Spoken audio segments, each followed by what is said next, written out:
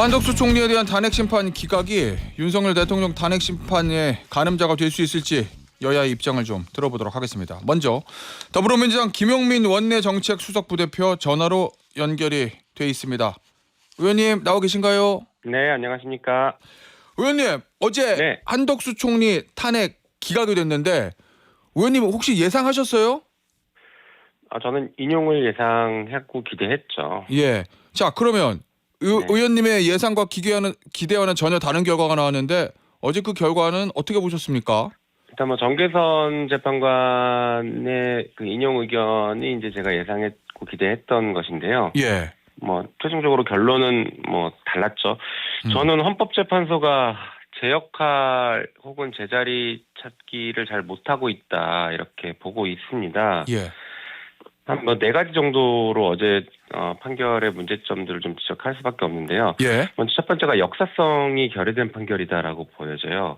음흠. 그리고 두 번째 이제 헌법상의 의무를 회피한 거 아니냐 이렇게 평가를 할 수 있을 것 같습니다. 예.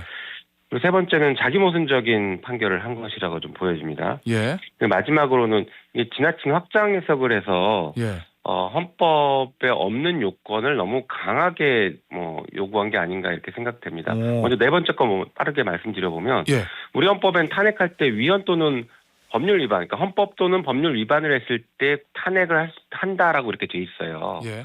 다시 말해 탄핵이라는 것은 그 징계 절차이고 파면하는 징계 절차입니다. 예. 그런데 헌법재판소는 이제 위헌 또는 위법 사항에 대해서 중대해야 된다라는 중대성 요건을 해석으로 집어넣고 있거든요. 예. 그런데 이 중대성은 방금 말씀드린 것처럼 헌법에는 없는 규정인데 예. 해석을 통해서 넣고 어허. 그 해석을 통해서 넣는 것도 이제 국민의 신뢰를 저버리고 배신할 정도여야 된다라는 굉장히 복잡하고 엄격한 요건들을 예. 헌법에 없는 것을 자의적으로 좀 넣고 있죠. 예. 근데 하나 좀 고려할 것은 선출직 공무원이었던 대통령을 탄핵할 때는 워낙 이게 헌법상 여러 가지 해석과 충돌성 같은 것들이 있을 수 있으니 중대성이 필요하다라는 것은 이해는 하겠지만 예. 비선출직 공무원인 국무총리, 장관, 검사, 판사 이런 사람들에 대해서는 예. 이 중대성이란 요건을 이렇게 강조하면 안 되는 것입니다. 대통령과 말해서 총리는 좀 다르단 말씀이시군요. 예. 당연하죠. 예. 이게 방금 말씀드린 것처럼 파면이라는 징계 절차인데 예. 일반 공무원이 헌법과 법률을 위반하는 어떤 조치를 하거나 조치를 안 했다라고 하면 당장 파면이죠. 예. 그렇지 않겠습니까? 일반 공무원들이면 이 정도면 당연히 파면되는 징계를 받습니다. 예. 그런데 왜 국무총리는 그렇게 중대하게 위반해야지만 파면하느냐. 예. 이 기준이 좀 잘못됐다고 보는 것입니다. 그래서 알겠습니다. 예. 하루가 됐든 1시간이 됐든 법을 위반했으면 법을 위반한 것이죠. 예. 뇌물을 받았어도 1시간을 받았던 하루를 받았던 나중에 돌려줬다고 하더라도 알고서 받았으면 1시간을 받았어도 뇌물죄가 성립되거든요. 예. 그렇게 봐야 됩니다. 그리고 의원님 네. 세 번째로 말씀하셨던 자기 모순적 결정이라는 거요. 어제 네. SNS에도 그런 표현을 쓰셨던데 어떤 의미신 거예요? 이게 권한쟁의 심판이랑 상당히 다른 태도를 보였다라는 것입니다. 예. 마은혁 재판관 임명에 대한 권한쟁의 심판에서는 8대0 만장일치로 전원일치로 마은혁 재판관을 임명하지 않은 것은 위헌이다 이렇게 판단을 했었죠. 예. 그런데 어제 판결에서는 4명의 그러니까 총 5명의 재판관은 마은혁 재판관을 임명하지 않는 것은 위헌 또는 위법이다. 예. 라고 봤죠. 어허. 그렇지만 한 명의 재판관은 그것조차도 위헌 위법이 예. 아니다라는 예. 모순적인 태도를 보였고 예. 나머지 2명은 각하사유다라고 하면서 판단을 하지 않았는데 예, 이렇게 중대한 사안에서 예. 그리고 내란을 신속하게 종식하고 헌법 질서를 회복해야 되는 헌법상 의무를 가지고 있는 헌법재판소가 이런 중요한 사안을 외면하고 회피한 논리가 자기모순적이다라는 비판을 피할 필요 없는 것이죠. 의원님 아쉬우시겠지만 의원님 입장에서는 그래도 헌재 요 결과는 받아들이시는 거죠? 그럼요. 당연하죠. 예. 가장 의원님 입장에서 또 야당 정치인 그리고 변호사 자격을 가지고 계시니까 입장에서 가장 아쉬웠던 부분은 어느 부분입니까? 이 두 가지를 말씀드려야 될 것 같은데 가장이라고 하다 보니 예. 일단 첫 번째로 말씀드리고 싶은 게 이제 비상계엄 위헌성에 대해서 판단을 하지 않은 부분이 예. 매우 아쉽고 법률가 입장에서 보면 판단 누락이다 저는 그렇게 보고 있습니다. 아, 그러세요? 예. 네, 이게 어떤 의미냐면요. 예. 제가 이제 탄핵안을 제가 썼는데요. 예, 예. 탄핵안을 그러셨죠. 작성할 때 예. 그 한덕수 총리의 내란과의 관련성, 내란에서의 위헌 위법성을 어떻게 구성했냐면 예. 윤석열의 12.3 비상계엄이 위헌 위법이고 내란 행위다라는 것을 하나의 덩어리로 구성을 했고요. 예. 그리고 한덕수는 거기에 공범이다 아하. 이렇게 구성을 했습니다. 예, 예. 그래서 헌법재판소는 이 판단을 할 때에는 예. 첫 번째 이게 내란인지 12.3 비상계엄이 내란 행위인지 위헌 위법한 행위인지에 대한 판단을 먼저 하고 예. 두 번째 공범인지 여부를 판단을 해야 됩니다. 예, 예. 그런데 어제 판단에서는 이게 위헌 위법인지에 대한 판단은 전혀 하지 않고 예. 두 번째인 공범에 대한 직접적인 증거가 없다라고만 판단을 했죠. 예. 그래서 앞부분에 위헌 위법인 아하. 그리고 내란 행위라는 것에 대한 판단을 전혀 하지 않은 것이 예. 판단 누락으로 저는 보여지고 왜 그랬을까요, 의원님 혼자가? 이게 대통령의 당연히 그랬겠죠. 윤석열 대통령의 판단을 사전에 노출시키기 어려워서 아하. 그렇게 피해간 것이라고 보는데 예. 저는 그것이 잘못됐다라고 봅니다. 위법이라고 오. 봐요. 위법한 행태라고 봅니다. 왜 여기- 그러냐면요. 예. 헌재가 판단했어야 된다. 당연하죠. 그러니까 모든 재판은 예. 다 독립적입니다. 예. 윤석열 탄핵도 독립적인 사건 하나의 사건이고요. 예. 한덕수 탄핵 사건도 하나의 독립된 사건이라서 예. 한덕수 탄핵 사건의 판결문에는 하나의 완결된 논리가 들어가 있어야 됩니다. 그러세요. 예. 저도 그래서 탄핵안을 만들 때 예, 예. 각각의 탄핵안에 하나의 완결된 논리를 다 집어넣거든요. 예. 앞에 있는 윤석열 탄핵안을 참고해서 판단해 주십시오 이렇게 하지 않습니다. 알겠습니다. 네. 자, 그러면 또 하나 의원- 중요한 부분은 한덕수 그 총리가 마은혁 재판관 미임명에 대해서 예. 한덕수 총리는 여야 합의가 없다라는 사유만 들었거든요. 예.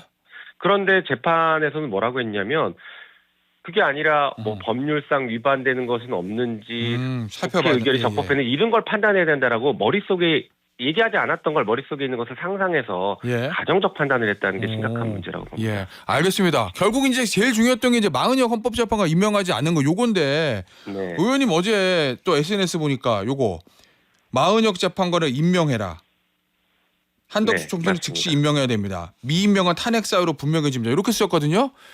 근데 한덕수 저 권한대행이 임명하지 네. 않으면 네. 그럼 어떻게 하실 겁니까? 다시 재탄핵 들어가는 겁니까? 그 부분은 논의를 해봐야겠죠. 그러니까 예. 그 미임명 기간을 지금 헌재는 문제를 삼았기 때문에 예. 그럼 우리는 미임명 기간을 어느 정도까지를 봐야 되느냐, 어느 정도까지 우리가 용인할 수 있느냐 이런 것들에 대한 당내 논의가 필요한 것입니다.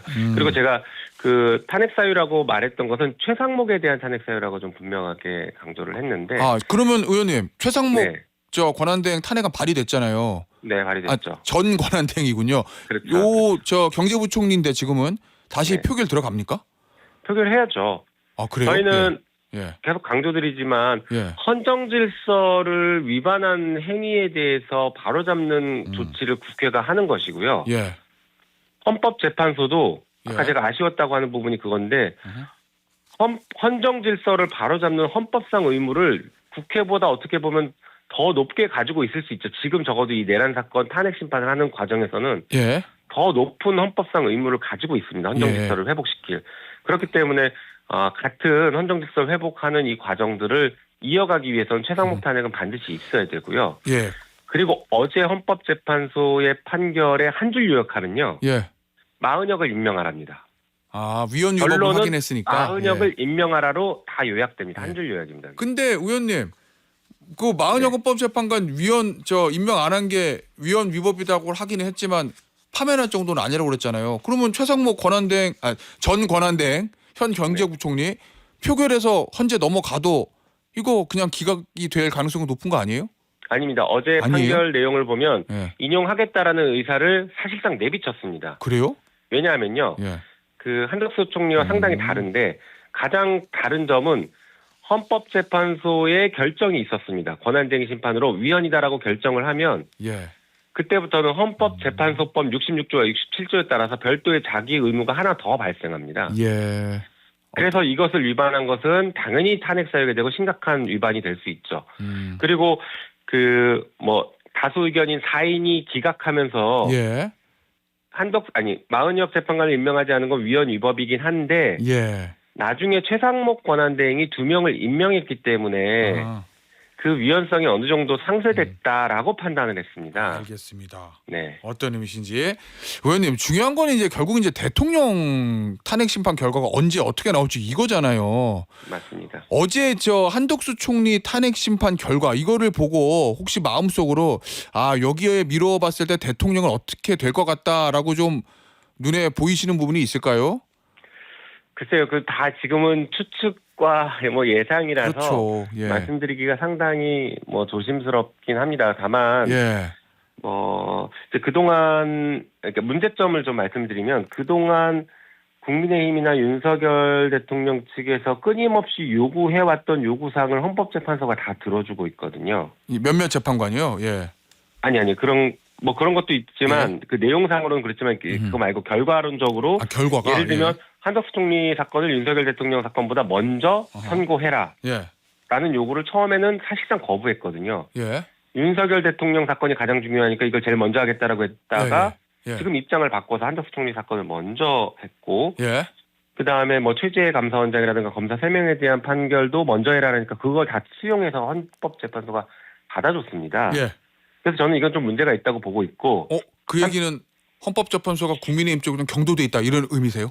아니요. 뭐 그거는 나중에 이제 최종적으로 결과를 봐야 알겠는데 예. 지금 국민들이 느끼는 불안감에 대해서 헌법재판소가 그 불안감을 가중시키는 결과들을 내놓고 있기 때문에 그런 절차들을 진행하고 있기 때문에 이 문제의식을 좀 가져야 된다는 것이고요. 예. 더 중요한 것은 윤석열 대통령과 국민의힘 측에서 요구했던 굉장히 중요한 것 중에 하나가 이재명 대표 항소심 선고 이후에 선고해달라라는 요구를 분명하게 아주 강하게 했거든요. 예. 그런데 헌법재판소가 사실상 그것도 지금 들어주는 모습으로 가고 있습니다. 예. 저는 그게 예. 헌법재판소가 헌법을 수호할 최종 기관이고 가장 그 고위 기관으로서 예. 너무 정치적인 판단하면서 한쪽 정치 당사자의 말만 들으면서 헌법상 의무를 방기하는 거 아닐까 싶습니다. 쉽게 말해서 항소심의 재판인 사법부의 재판의 결과에 헌법재판소가 영향을 받겠다라는 걸 스스로 자인하는 꼴이라 저는 이거는 잘못된 거라고 봅니다. 이미 최종 변론 이후로 한 달 이상 지났기 때문에 헌법재판소가 충분히 숙고할 시간이 있었습니다. 그럼에도 불구하고 한덕수 총리 사건을 먼저 평의해서 먼저 선고한다든가 하는 이런 것들로 시간을 사실상 끌고 왔던 것은 이 내란 종식이라는 헌법상 중대한 의무를 헌법재판소가 제대로 이해하지 못하고 있는 것 아닐까. 그리고 국민이 하루빨리 일상으로 돌아가야 되는 것을 헌법재판소가 잘 모르고 있거나 아니면 외면하고 있는 거 아닐까라는 중대한 문제의식이 있는 것이죠. 어제 의원님 SNS 보니까 내란 앞에 중립 없다. 지연은 곧 내란 동조 이렇게 쓰셨던데 그러면 지금 의원님 시각에서는 헌법재판소도 내란에 동조하고 있다 이렇게 보시는 거예요? 뭐 고의적으로 동조했다라고 볼 수는 없겠죠. 아직까지는 저는 그렇게 보고 있습니다. 다만 헌법재판소가 지연을 함으로 인해서 지연됨으로 인해서 사실상 결과적으로 내란 세력들이 회복할 기회를 다 만들어주고 있거든요. 이것은 일종의 묵인 또는 방조, 방임으로 나중에 헌법재판소에 대한 정치적 책임을 국민들이 강도 높게 물을 수밖에 없는 흐름으로 가고 있는 것이죠. 그러니까 헌법재판소가 그런 국민적 비판을 받지 않으려면 하루라도 빨리 선고를 하고 이 내란 사건을 하루라도 빨리 종식시키기 위한 본연의 노력을 해야 됩니다. 의원님, 그런데 지금 뭐 안에 평의 과정은 저희가 전혀 알 수는 없지만 이 재판관들 간에 지금 결론 합의가 도출되지 않는 거 아니냐 뭐 이런 관측들이 있잖아요. 선고가 좀 늦어지니까. 그런데 만약에 의원님하고 민주당이 기대하는 것과는 정반대로 국민의힘이나 대통령실 기대대로 기각 또는 각하가 나오면 그러면 의원님 말씀대로 하면 헌법재판관들은 내란에 동조하는 건데 그다음에는 뭐 어떤 조치를 취하실 생각이십니까? 글쎄 저는 일단 그런 가정은 아직 생각하지 않고 있고요. 헌법재판소가 지금 이런 상황에 전 세계가 지켜봤던 생중계로 지켜봤던 내란 사건에서 인용을 하지 않고 다른 선택을 한다는 것은 저는 불가능할 거라고 보고 있습니다. 왜냐하면 헌법재판소 자체가 그 전두환의 비상계엄과 내란을 극복한 토대에서 만들어진 기관입니다. 출발 자체가 내란을 극복하면서 만든 기관이에요. 어허. 그런데 네. 내란을 전 세계가 지켜본 내란을 용인한다라는 것은 헌법재판소 존재 자체를 스스로 부정하겠다는 것이고 예. 대한민국의 문을 닫겠다. 다시 대한민국은 내란 국가, 내정 국가로 만들겠다라는 선언을 하는 것이라 저는 헌법재판소가 글로 갈 수는 없다라고 보고 예. 그것은 가능성이 거의 제로라고 이렇게 보고 있습니다. 자, 그러면 인용을 할 것이다. 네. 8대 0으로요? 아니면 어제 저 한덕수 총리 건을 봤을 때 8대 0까지는 쉽지 않을 것 같은데 이런 예상이세요? 아니면 8대 0으로 인용될 거라고 보세요? 어제 한덕수 총리 사건을 보더라도 저는 8대 0, 그러니까 전원일치, 결론에 있어서는 전원일치가 나온다라고 예상하고 있습니다. 다만 예. 일부 쟁점에 있어서 이견들은 있을 수 있겠죠. 예. 예를 들면 뭐 국회의원을 끌어내라 말아라라고 얘기했던 것들에 대해서 증거관계 판단을 했을 때 예. 이거는 좀 인정하기 어렵지 않겠냐라는 이런 일부 세세의 쟁점에 대한 이견이 있을지 모르겠지만 예. 전체 파면에 이른다라는 결론은 저는 전원일치로 간다라고 생각하고 있습니다. 알겠습니다. 실제 어제 봐도 그런 느낌이었고요. 예. 의원님 마지막 질문 될 것 같은데요. 네. 이현주 의원이 국회의원 총사퇴하고 재선거하자 이렇게 얘기하거든요. 의원님 네네. 어떤 입장이세요? 그 의견에 대해서는? 뭐 아직까지 당에서 논의한 적은 없고요. 저는 지금 이 탄핵 국면이 정리되기 전까지 의원직 사퇴는 절대 해서는 안 된다고 봅니다. 예. 왜냐하면 다시 비상계엄 선포가 있을 수 있는 상황에서 하루빨리 해제를 해야 되기 때문에 예. 지금 쓸 수 있는 카드는 아니고 만약에 대선이 치러지게 된다. 조기 대선이 치러지고 파면이 선고되고 조기 대선이 치러진다라고 하면 국회도 책임을 같이 묻는 차원에서 뭐 총선 대선을 같이 치르는 것은 뭐 가능할 수 있지 않겠냐라는 생각들은 뭐 개인적으로는 하고 있습니다. 아, 그래요? 그럼 만약에 대통령 파면되면 60일 이내에 대선 총선 다 다시? 예. 우리 국회도 국민들께 다시 한번 재심을 받을 필요는 저는 있다고 생각하고 있습니다. 아, 그렇습니까? 예. 알겠습니다. 의원님. 오늘 인터뷰는 여기서 마무리하도록 하겠습니다. 지금까지 더불어민주당 김용민 의원이었습니다. 의원님 감사합니다. 감사합니다.